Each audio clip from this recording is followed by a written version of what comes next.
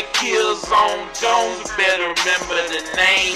DJKillzownJones, better remember the name. What's up, y'all? It's your boy DJKillzownJones.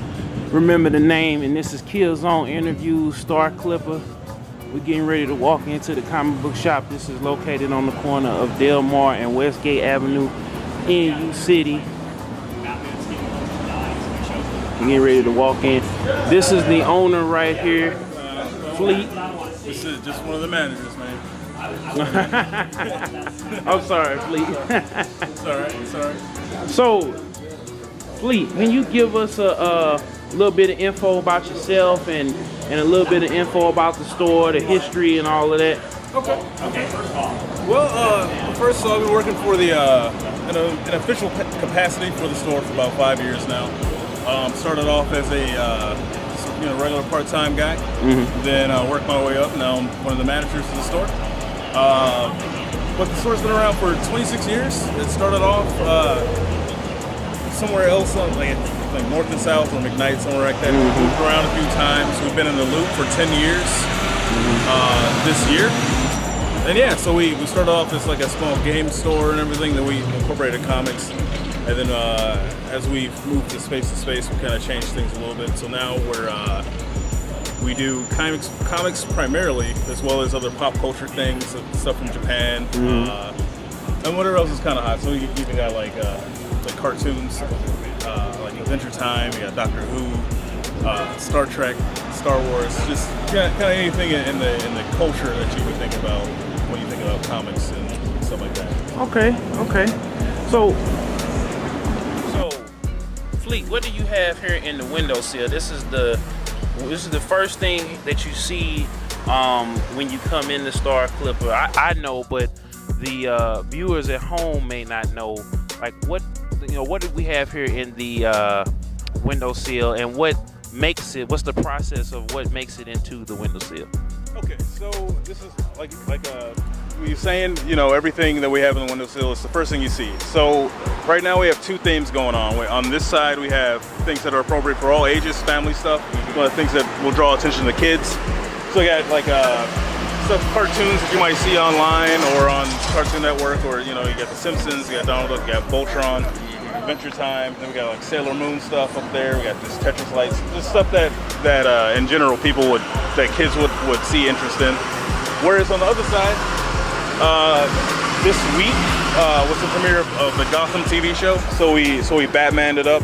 Over here we got Red Robin, Batgirl, Gordon book came out, and we try to mix it up with stuff that comes out this week, as well as things that are already in the store to kind of show off the variety of types of things that we have. So you'll see statues, and you'll see lights, you'll see coin banks, and and action figures, and so on, graphic novels, comics, and we'll also have stuff like these skateboards down here that also show that we sell skateboards, and that's not something that you normally would see in a comic book store.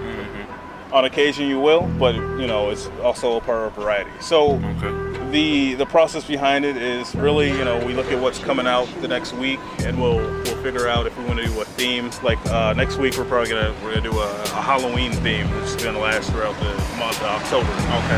So and that's really it. And sometimes it just comes down to if we got a lot of cool stuff we want to put in the window, that's fine. Or if we want to show off older things or like classic comics, something like that, we'll also do that too. Or really anything that kind of grab the attention of anyone that's walking by, that'll let people know that we have comics, or we might have something else that they're looking for if they're not interested in comics. Okay. So over here we have we got these things right here, these gacha capsules. It's a big thing in Japan where you just put in some money, you get something fun. Just like a gumball machine, or like the machines you see at supermarkets, things like that. Various stuff, comics based, not comics based, whatever. We got like Hello Kitty stuff, Sonic stuff, and just erasers. Erasers were a big collectible thing a few years back, but even kids still like them now. So that's something that we do. So then we also have themed shelving and stuff like that. So right now we have Totoro stuff. We're not just Totoro stuff, but Studio Ghibli stuff. And so bags, backpacks, wallets, and cool figures. The bathhouse from Spirit Away. This key rack for Totoro, this music playing thing right there. That's pretty cool. And then over here, My Little Pony is pretty big, so you see all this stuff also kind of hodgepodge it. So we'll have, you know, regular show stuff, Adventure Time stuff. And then you got some Big Bang Theory going on. And I know some shops, you know, they kind of take offense to be compared to the Big Bang Theory because of issues with whatever. But I mean, it's fine. It gets people to talk about comics, and whether it's in a positive light or a negative light, it's in there, and it gets people to come in that probably wouldn't come in anyway. So why not?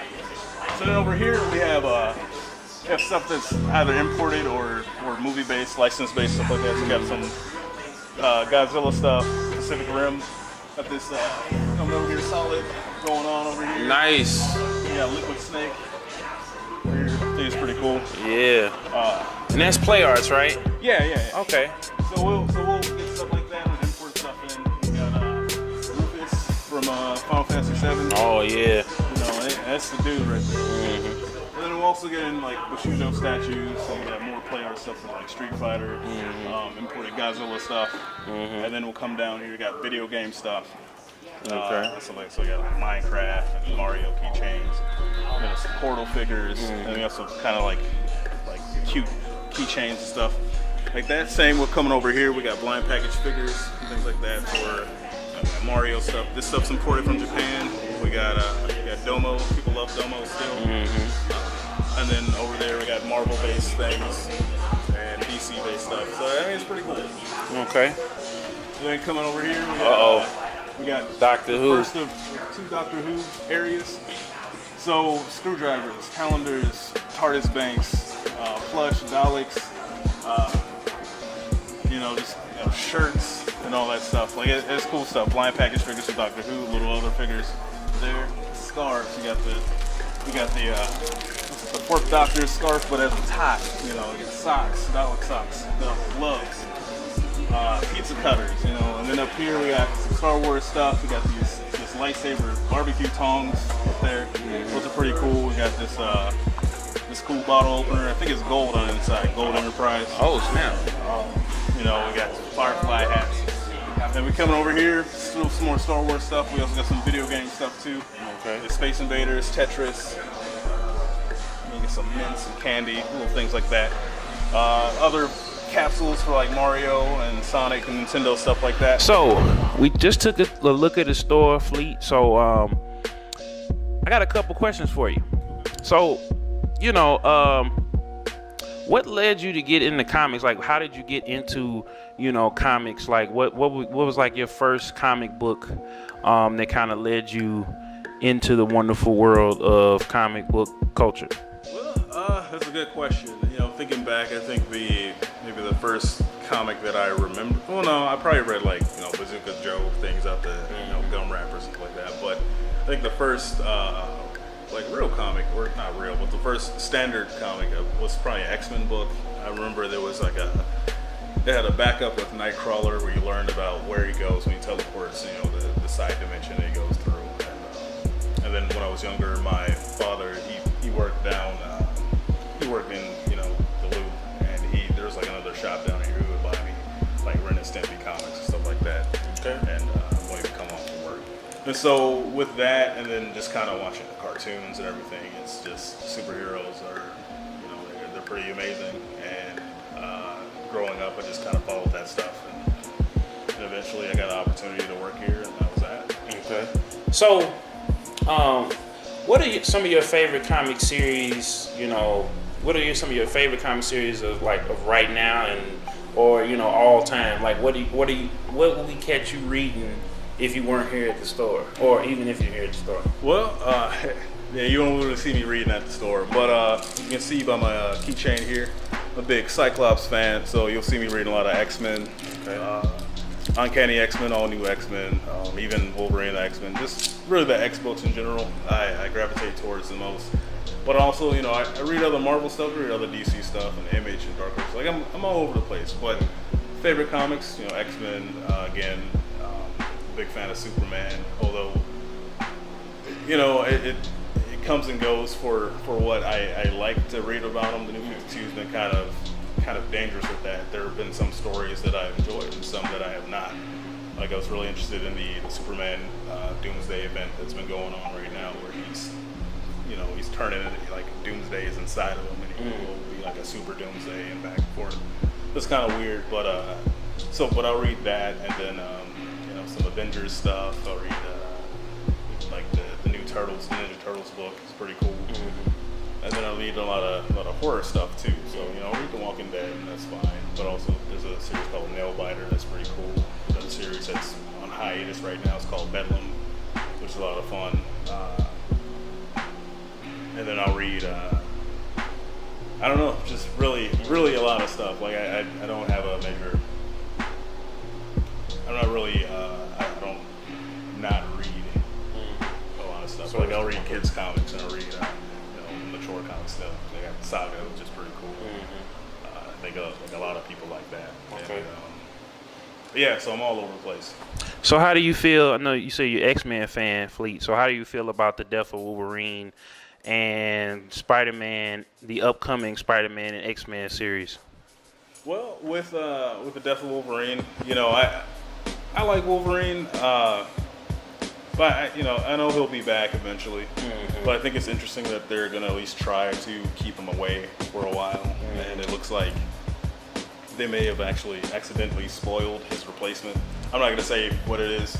Let people find out for themselves. But if you want to maybe see who that is, if you look at this month's previews, look at the Marvel previews. They got a selection of characters on the cover of one of the last Axis book, and they have a blacked out character, but probably they should have blacked out the other character that's next to him. So I'll leave that alone. Okay. Let's see. I don't know. What's the question again? I said, how did you feel about the Spider-Man and X-Men series that's getting ready to come out to replace Wolverine and the X-Men? So I think that's kind of cool too. Spider-Man, he's gone through his own things. Just came off the Superior Spider-Man, which I thought was an excellent series. So I'm disappointed that it ended so quickly, but It's back now, right? Sort of. Just 2 issues to kind of kick off the Spider-Verse event, where they have every Spider-Man ever that Marvel has access to. So you have I think the animated series Spider-Man from the 90s is going to be in there. Wow. And the Ultimate, obviously the Ultimate Spider-Man, but I think also the other Ultimate Spider-Man, the cartoon one, I think that one's going to be in there. You got Spider-Ham and all that stuff. So he'll be around for maybe I guess the rest of the fall into winter, then he'll be gone again. Okay. But with Spider-Man and the X-Men, I think it's cool. We didn't really know what was going to happen to Wolverine and the X-Men series, because it's been fun. It's on its 2nd volume right now, and it's nice to see that they're still going to focus on the X-Kids in that mansion, but now you just have Spider-Man there too, which is fine. But also I know Spider-Man's history with the X-Men is kind of weird. He's had offers to join the team, but he never would, and he's thinking Secret Wars. He kind of beat them all up and he didn't beat them up, but he got the best of them and ran out of there, which is fine. So I think that's interesting that he'll be a part of this, and Okay. so it'll be fun. Okay. Is anything else that you're looking forward to coming up here soon? Really the Axis event that's coming up with Marvel, where I like to think of it as the spiritual successor to Avengers vs. X-Men. So in this case, they've brought in villains as well, and kind of flip-flopping their roles. So you'll have villains working with heroes and vice versa. I know Carnage plays a part in there. I'm not really sure what he's doing, whether he's doing something helpful or not, but the covers that I've seen for him have been really interesting. So I'm excited to see how that goes. Yeah, I'm real interested to see how they cross up Red Skull with isn't Onslaught? Yeah.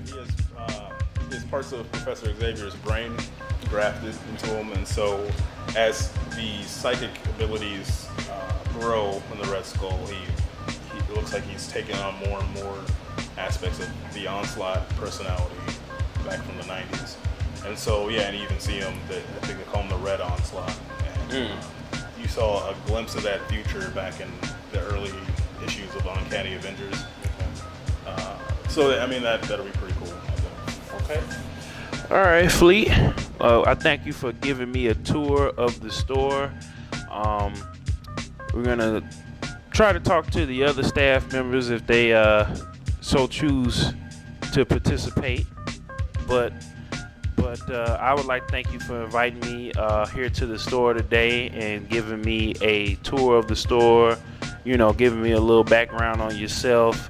It's always I started this series because I wanted to showcase things locally in St. Louis, because as I've grown up, a lot of businesses and places that I grew up and visited are gone, and I want to immortalize Star Clipper and other local businesses so that more people come and more and they don't go away. So I thank you for coming on to the show today. Thanks for coming out. Glad to have you here. All right.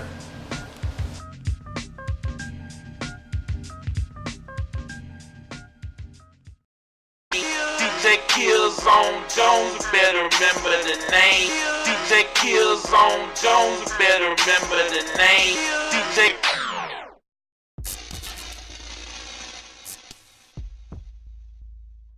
Real gamer news.